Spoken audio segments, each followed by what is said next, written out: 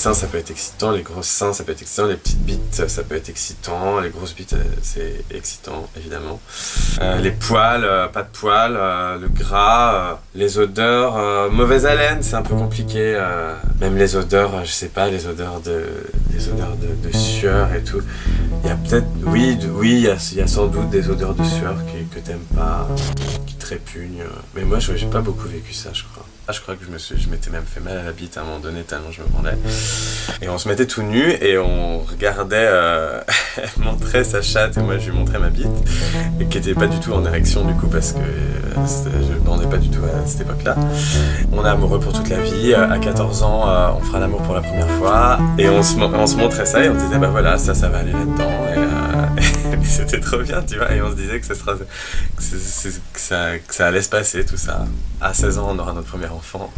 Et c'était vraiment comme ça quoi. Parce que j'ai toujours eu du désir pour les filles. Et la première fois que je suis sorti vraiment avec un garçon, c'était quand j'étais à l'école à Saint-Etienne, donc j'avais 18 ans, 18-19 ans. Et avec mon ami d'enfance par exemple, on jouait un peu au docteur et à touche-pipier et tout, et que ça m'excitait, mais c'était pas une excitation sexuelle, mais ça m'excitait d'une certaine manière. Il y avait des gens au collège, des frères, des potes à nous, dont les parents avaient des tas de cassettes porno, parce qu'ils enregistraient toutes les cassettes porno de Canal, et eux ils faisaient un trafic de cassettes porno au collège, qui vendaient genre 10 balles, un truc comme ça. Et je me souviens d'avoir été mais genre à la fois hyper intrigué et excité, vraiment hyper excité, et à la fois choqué quoi. Il y avait un truc où je devais avoir 12 ans, quelque chose comme ça. Ça m'a fait une espèce de sensation dans le corps où... Et je crois qu'avant ça, je savais pas ce que c'était qu'une bite en érection. Justement j'avais un pote qui me disait ouais moi je me prends tout le temps, je jouis, machin...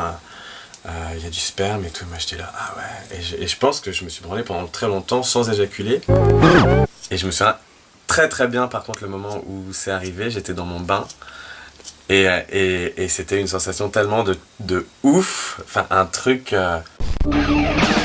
déjà de voir qu'il y a quelque chose qui puisse sortir, de voir ce que c'était, machin, et surtout l'orgasme quoi, l'espèce de truc qui te traverse comme ça, qui arrive là et qui te soulève complètement. Et je me souviens de m'être dit putain mais c'est trop bien quoi. Peur, moi j'ai jamais eu peur. Je sais que par exemple il y a des gays que je connais qui ont vachement peur qu'on essaie de phobie de l'appareil génital féminin, tu vois. Que ça fait vraiment des angoisses à pas mal de gays. J'ai toujours trouvé ça hyper beau, je crois. Hyper mystérieux. Quand je regardais des pornos, qu'est-ce qui m'excitait le plus, si c'était les filles ou les gars, c'est la rencontre, c'est le sexe en lui-même en fait, quel que soit le sexe des personnes en fait. Une bite ou une chatte ou quoi que ce soit en fait, c'est le plaisir partagé de ça qui moi m'excite complètement. C'est pour ça qu'aujourd'hui je pense que je suis moi j'ai toujours du mal un peu aux définitions de dire est-ce que je suis 100% homo ou 100% hétéro ou au contraire bi, ou peu importe en fait avec qui, quelle est la nature des deux sexes qui se rencontrent, deux ou plus. C'est cette excitation là en fait de gens qui se pénètrent ou qui se touchent ou qui se embrassent ou qui se lèchent ou je sais pas quoi. Peu importe en fait, vraiment peu importe. L'impression qu'en fait à chaque nouvelle personne c'est vraiment une première fois. Je suis pas quelqu'un qui suis très à l'aise avec le fait de coucher le premier soir. C'est pas facile quoi. Et je pense qu'on est bien resté au moins un mois à ne rien faire, à déjà juste être à côté l'un de l'autre et se mettre nu petit à petit, tout ça. Donc ça m'a fait vachement flipper. Enfin, ça n'a jamais été quelque chose de facile en fait. Contrairement à ce qu'on peut te dire, à ce que tes potes peuvent te dire, ou ce que la société peut te dire par rapport à ça, que tu peux coucher, que tu peux bander quand tu veux, que tu peux... Après il y a des tempéraments aussi parce que il y a mon copain par exemple, c'est quelqu'un qui a une libido très très forte, donc lui il peut presque faire l'amour n'importe quand, ce qui n'est pas mon cas.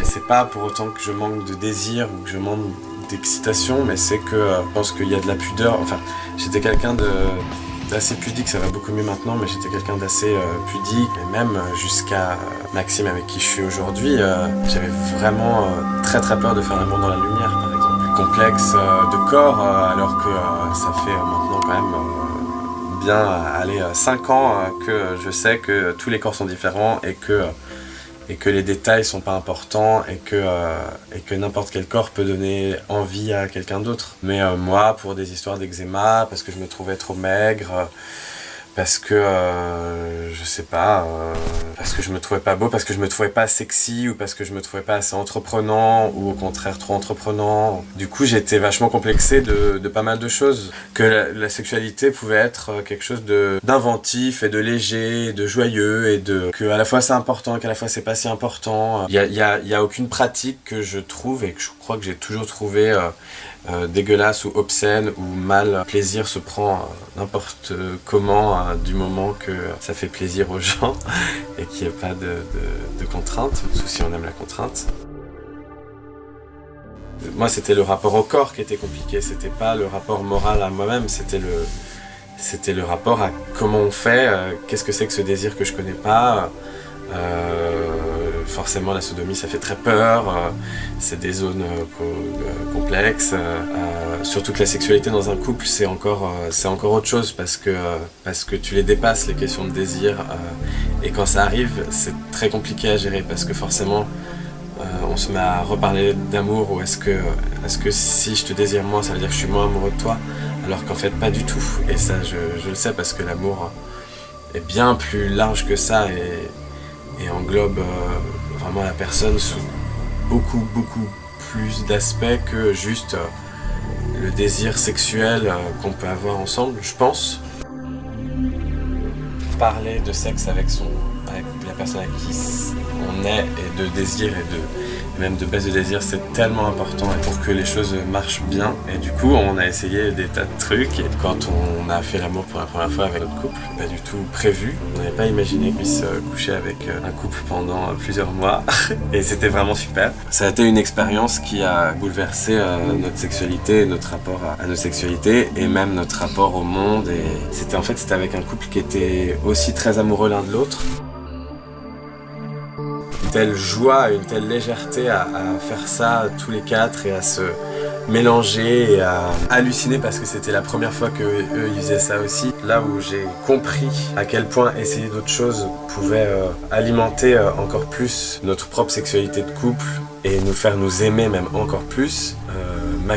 Maxime prendre du plaisir avec quelqu'un d'autre alors que moi je prends du plaisir avec quelqu'un d'autre et de se regarder comme ça un peu détaché, un peu de loin et de voir et de se regarder dans les yeux et on a vraiment l'impression de se faire un cadeau immense en fait et de lui offrir ça et de le voir prendre du plaisir alors que je l'autorise, ça me rendait tellement encore plus amoureux de lui.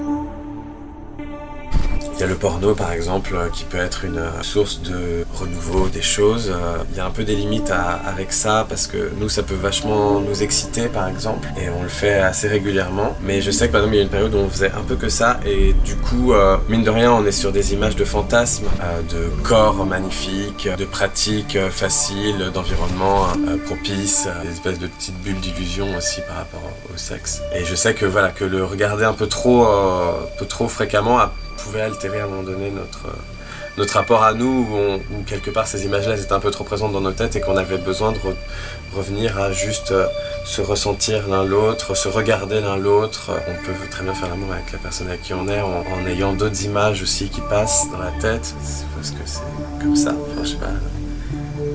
Je pense qu'on est plein de désirs de plein d'autres gens que juste la personne avec qui on est et que c'est bien d'amalgamer tout ça dans justement la personne avec qui on est. Mais en même temps, le re-regarder, le retoucher vraiment, revenir à l'essence de ce qui nous a fait nous rencontrer, de ce regard qu'on a eu. J'ai pas du tout envie de faire des trucs SM ou quoi parce que c'est pas, je pense pas que je suis pas comme ça donc voilà. Mais je pense qu'il y a des petits trucs, je sais pas, des petits machins où ça pourrait être où je pourrais être un peu moins douillet, quoi. Des trucs. Franchement, des trucs à plusieurs, c'est quand même trop bien. Enfin, que ça puisse réarriver de temps en temps, ça serait chouette. Moi, je trouve que c'est trop bien quand justement c'est drôle aussi, quoi. Il y a des trucs que justement il faut être gêné de rien. Je trouve que par exemple la sodomie c'est pas si évident. Se prennent et tout avec leur sexualité. Enfin en tout cas je pense que pour beaucoup d'hétéros c'est ça. C'est évident en tout cas pour les mecs en tout cas que le gros cliché c'est que on se prend tout le temps et tout. Et il me semble que c'est pas du tout ça parce que c'est pas forcément quelque chose qui est facile. Enfin, par exemple, j'ai pas de souci à me mettre à 4 pattes. C'est juste des attitudes qu'on prend où des fois j'ai envie d'être dominant. Du coup, je prends des attitudes de dominant et en même temps je me vois bien faire et en même temps ça nous fait rire et en même temps on joue de ça parce que c'est comme jouer un rôle aussi, parfois. Mais voilà, il y a des fois t'as pas envie en fait, parfois. Et des fois t'as envie. Et des fois t'as envie, mais en même temps tu peux pas. Et des fois tu peux, mais en même temps t'as pas envie. Donc des fois ça fait des petites incompréhensions. Les chaussettes, c'est marrant. Enfin, j'ai pas de trucs comme ça, je sais pas. Moi j'ai l'impression que je pourrais coucher avec n'importe qui à partir du moment où c'est quelqu'un que j'aime d'une manière ou d'une autre. Et si je l'aime d'une manière ou d'une autre, je le trouverais beau. Si, après il y a des corps, non mais si, il y a des corps qui me plaisent pas, c'est sûr, c'est évident. Il y a des corps qui m'excitent pas au premier coup d'œil, c'est sûr. Évidemment, j'ai quand même des stéréotypes qui m'excitent particulièrement, mais il y a de la séduction et du charme qui peuvent naître de quelqu'un qui est pas forcément parfait. Enfin, tu vois, je sais pas, moi j'ai l'impression que je trouve ça trop beau. Je trouve ça trop beau de coucher avec quelqu'un. Je trouve que ça peut être un super moyen de rencontre avec quelqu'un, même si on n'est pas sur une relation amoureuse ou quoi. J'allais dire, si on pouvait parler du sexe de façon toujours plus libre, ou en tout cas des pratiques sexuelles de façon toujours plus libre, il faut vraiment continuer là-dedans. Après, mine de rien, il y a quand même un mystère qu'il faut garder. Et ça rejoint un petit peu quelque part quand je parlais du porno tout à l'heure, où je disais qu'à force de trop en regarder, ça pouvait influer sur notre propre sexualité d'être humain réel. Mais voilà, je pense qu'il y a quand même des mystères. Il faut quand même que les choses restent un peu mystérieuses autour de ça parce que c'est des choses un peu magiques.